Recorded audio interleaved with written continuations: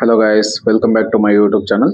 ಇವತ್ತಿನ ವಿಡಿಯೋದಲ್ಲಿ ನಾನು ಬಿ ಎಡ್ಗೆ ಯಾರೆಲ್ಲ ಅಪ್ಲಿಕೇಶನ್ ಹಾಕಿದಿರೋ ಅವ್ರಿಗೆ ಎಲಿಜಿಬಿಲಿಟಿ ಲೀಸ್ಟ್ ಇವತ್ತು ಪ್ರಕಟಣೆ ಆಗಿದೆ. ಈ ಎಲಿಜಿಬಿಲಿಟಿ ಲೀಸ್ಟ್ ಪ್ರಕಟಣೆ ಬಗ್ಗೆ ಮತ್ತೆ ಯಾರ್ಯಾರ್ದೆಲ್ಲ ರಿಜೆಕ್ಟ್ ಆಗಿರುತ್ತೋ ಅವ್ರಿಗೆ ಸೊಲ್ಯೂಷನ್ ಏನು ಅನ್ನೋದನ್ನ ಈ ವಿಡಿಯೋದಲ್ಲಿ ತಿಳಿಸ್ಕೊಡ್ತಾ ಹೋಗ್ತೀನಿ. ಸೊ ದಟ್ ಯಾರ್ಯಾರೆಲ್ಲ ಚಾನಲ್ಗೆ ಹೊಸದಾಗಿ ಬಂದಿರ್ತಾರೋ ಪ್ಲೀಸ್ ಲೈಕ್ ಮಾಡಿ, ಸಬ್ಸ್ಕ್ರೈಬ್ ಮಾಡ್ಕೊಳ್ಳಿ. ಸೊ ವಿಡಿಯೋ ಸ್ಟಾರ್ಟ್ ಮಾಡೋಣ. ಇವತ್ತು ಡಿಪಾರ್ಟ್ಮೆಂಟ್ ಆಫ್ ಸ್ಕೂಲ್ ಎಜುಕೇಶನ್ ಕಡೆಯಿಂದ ನಮಗೆ ಒಂದು ನೋಟಿಫಿಕೇಶನ್ ಬಿಟ್ಟಿದ್ದಾರೆ. ಏನಪ್ಪಾ ಅಂದ್ರೆ ಇವತ್ತು ಎಲಿಜಿಬಿಲಿಟಿ ಲಿಸ್ಟ್ ನ ಅವರು ಅನೌನ್ಸ್ ಮಾಡಿದ್ದಾರೆ. ಆರ್ಟ್ಸ್ ಅವ್ರಿಗೆ ಮತ್ತೆ ಸೈನ್ಸ್ ಅವ್ರಿಗೆ 2 years ಕೋರ್ಸ್ ಇದು ಆಗಿರೋದ್ರಿಂದ ಆರ್ಟ್ಸ್ ಅವ್ರಿಗೆ ಫಸ್ಟ್ ನೋಡ್ತಾ ಬರೋಣ ಎಷ್ಟು ಎಲಿಜಿಬಲ್, ಎಷ್ಟು ಮಾರ್ಕ್ಸ್ ತೆಗಿಬೇಕು ಅಂತ. ಫಸ್ಟ್ ನೋಡ್ಕೊಳೋದಾದ್ರೆ ಇಲ್ಲಿ office of the joint director centralised admission cell for B.Ed and D.El.Ed admissions list of eligible arts candidates for 2 years B.Ed course for the year 2025 to 2026 ಅಂತ ಕೊಟ್ಟಿದ್ದಾರೆ. ಸೊ ಇದರಲ್ಲಿ ರಿಜಿಸ್ಟರ್ ನಂಬರ್ ಹಾಕಿದ್ದಾರೆ, ಮತ್ತೆ name of the candidate ಹಾಕಿದ್ದಾರೆ, gender ಮತ್ತೆ reservations, special groups ಏನೇನಿದೆಯೋ ಅದನ್ನು ಹಾಕಿದ್ದಾರೆ. ಮತ್ತೆ ಇಲ್ಲಿ ಆರ್ಟ್ಸ್ ಬ್ಯಾಕ್ ಗ್ರೌಂಡು, ಮತ್ತೆ ಅವ್ರ ಡಿಗ್ರಿ ಯಾವ್ದು ಮಾಡಿದ್ದಾರೆ, ಮತ್ತೆ PG ಮಾಡಿದಾರ ಇಲ್ವಾ, ಮತ್ತೆ ಎಷ್ಟು ಮೆರಿಟ್, ಎಷ್ಟು ಪರ್ಸೆಂಟೇಜ್ ಐತೆ, ಮೆರಿಟ್ ಎಷ್ಟಿಗೆ ನಿಂತೈತೆ ಅನ್ನೋದನ್ನ ಕ್ಲಿಯರ್ ಆಗಿ ಮೆನ್ಷನ್ ಮಾಡಿದ್ದಾರೆ. ಸೊ ದಟ್ ಇಲ್ಲಿ ಫಸ್ಟ್ ಒಂದು ನೋಡ್ಕೊಳೋದಾದ್ರೆ ಯಶವಂತ್ ಅಂತಿದೆ, ಅವ್ರ ಮೇಲ್ ಕ್ಯಾಂಡಿಡೇಟ್, ಜೆಂಡರ್ ಬಂದ್ಬಿಟ್ಟು ಮೇಲು. ಇದು ಸ್ಪೆಷಲ್ ಗ್ರೂಪ್ಸ್ ಏನೇನಿದೆ ಅಂದ್ರೆ Kannada medium, Karnataka student, arts back ground ಇಂದ ಬಂದಿದ್ದಾರೆ, BA 77% ಇದೆ, ಮತ್ತೆ PG ಮಾಡಿದ್ದಾರೆ, PG ಮಾಡಿದ್ದಾರೆ 78% ಇದೆ. ಸೊ ಮೆರಿಟ್ ಲಿಸ್ಟ್ ಟಾಪ್ ಬಂದ್ಬಿಟ್ಟು ಅವ್ರಿಗೂ 78% ನ ಇಲ್ಲಿ ಅವರು ಕನ್ಸಿಡರ್ ಮಾಡಿದ್ದಾರೆ.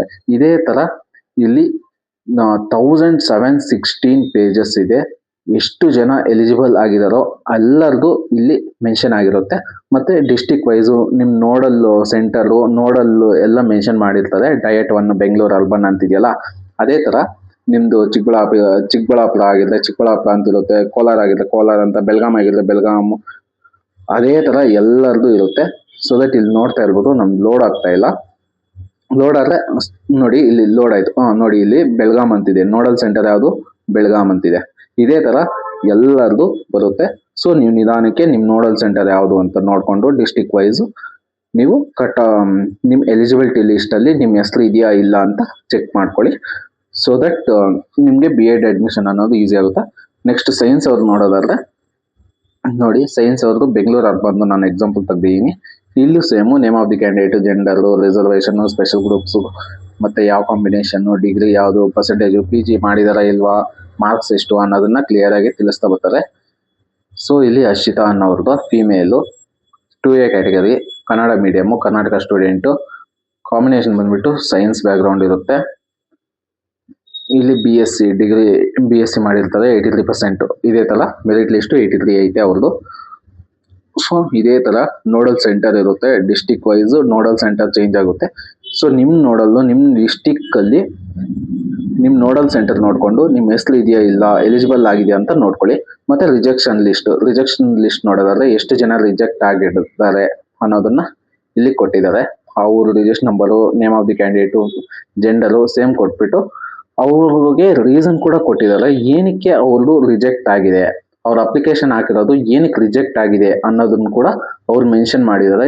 ಇಲ್ಲಿ ರೀಸನ್ಸ್ ಹಾಕಿದ್ದಾರೆ ನೋಡಿ, ABADAH ಇದೆಲ್ಲ ಹಾಕಿದಾರಲ್ಲ, ಅದಕ್ಕೆ ಅವ್ರು ರೀಸನ್ಸ್ ಕೊಟ್ಟಿದ್ದಾರೆ. ರೀಸನ್ಸ್ ಏನಪ್ಪಾ ಅಂದ್ರೆ ನಾನು ತಿಳಿಸ್ತಾ ಹೋಗ್ತೀನಿ. ನೋಡಿ, ರೀಸನ್ಸ್ ಕೆಳಗಡೆ ಕೊಟ್ಟಿದ್ದಾರೆ ನೋಡಿ. ರೀಸನ್ಸ್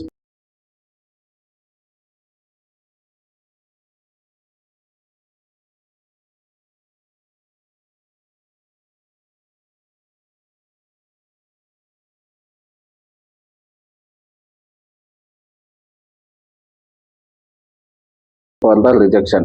ಫಸ್ಟ್ A ಅಂದ್ರೆ ಆಬ್ಸೆಂಟ್ ಫಾರ್ ವೆರಿಫಿಕೇಶನ್, B ಅಂದ್ರೆ ರಿಜೆಕ್ಟೆಡ್ ಆಫ್ಟರ್ ವೆರಿಫಿಕೇಶನ್, C ಅಂದ್ರೆ ಪಾರ್ಷಿಯಲ್ ಡಾಕ್ಯುಮೆಂಟ್ಸ್ ಅಂದ್ರೆ ಸ್ವಲ್ಪ ಡಾಕ್ಯುಮೆಂಟ್ಸ್ ಕೊಟ್ಟಿದ್ದಾರೆ ಅಂತ, D ಅಂದ್ರೆ ಮೋರ್ ದೆನ್ 1 ಅಪ್ಲಿಕೇಶನ್, ಒಂದಕ್ಕಿಂತ ಹೆಚ್ಚು ಅಪ್ಲಿಕೇಶನ್ಸ್ ಹಾಕಿದ್ದಾರೆ ಅಂತ, E ಅಂದ್ರೆ ಬಿಲೋ ಪರ್ಸೆಂಟೇಜ್ ಕಡಿಮೆ ಇದೆ, ಮತ್ತೆ F ಅಂದ್ರೆ ನಾನ್ ಕರ್ನಾಟಕ ಕ್ಯಾಂಡಿಡೇಟ್, ಮತ್ತೆ H ಬಂದ್ಬಿಟ್ಟು ಇನ್ವ್ಯಾಲಿಡ್ ಮಾರ್ಕ್ಸ್ ಕಾರ್ಡ್.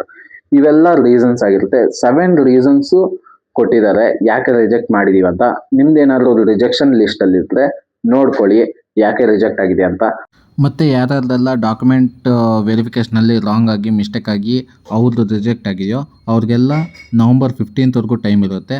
ನೀವು ನಿಮ್ಮ ಡಾಕ್ಯುಮೆಂಟ್ಸ್ನ ನೋಡಲ್ ಸೆಂಟರ್ಗೆ ಎತ್ಕೊಂಡೋಗಿ ವೆರಿಫಿಕೇಷನ್ ಮಾಡಿಸ್ಕೊಳ್ಳಿ. ಇನ್ನು ಸಾಕಷ್ಟು ಜನ ಡಾಕ್ಯುಮೆಂಟ್ ವೆರಿಫಿಕೇಷನ್ ಮಾಡಿಸಿರಲ್ಲ. ಸ್ವಲ್ಪ ಜನ ಕಮೆಂಟ್ಸ್ ಮಾಡಿದ್ರಿ, ಸರ್ ಇನ್ನೂ ಡಾಕ್ಯುಮೆಂಟ್ ವೆರಿಫಿಕೇಷನ್ ಮಾಡಿಸಿಲ್ಲ, ನಮಗೆ ಎಲಿಜಿಬಿಲಿಟಿ ಇದೆಯಾ ಇಲ್ಲ, ನೆಕ್ಸ್ಟು ನಮಗೆ ಸೀಟ್ ಕೊಡ್ತಾರಾ ಇಲ್ಲ ಅಂತ. ಸೊ ದಟ್ ಇವ್ರಿಗೆಲ್ಲ ಡಾಕ್ಯುಮೆಂಟ್ ವೆರಿಫಿಕೇಷನ್ ಯಾರ್ಯಾರೆಲ್ಲ ಮಾಡಿಸಿಲ್ಲ ಅವ್ರಿಗೆಲ್ಲ ನವಂಬರ್ 15th ಟೈಮ್ ಇರುತ್ತೆ. ಅವರೆಲ್ಲರೂ ಹೋಗಿ ಡಾಕ್ಯುಮೆಂಟ್ ವೆರಿಫಿಕೇಷನ್ ಮಾಡಿಸ್ಕೊಳ್ಳಿ. ನೆಕ್ಸ್ಟ್ ಎಲಿಜಿಬಿಲಿಟಿ ಲಿಸ್ಟ್ ಬಿಡ್ತಾರಲ್ಲ ಆವಾಗ ನಿಮ್ಮ ಹೆಸರು ಅದರಲ್ಲಿ ಇನ್ಕ್ಲೂಡ್ ಆಗಿ ಬರುತ್ತೆ. ಸೊ ದಟ್ ನಿಮಗೆ B.Edಗೆ ಅಡ್ಮಿಷನ್ಗೆ ಸೀಟ್ ಸಿಗುತ್ತೆ. Thanks for watching. Please like ಮಾಡಿ, ಸಬ್ಸ್ಕ್ರೈಬ್ ಮಾಡ್ಕೊಳ್ಳಿ.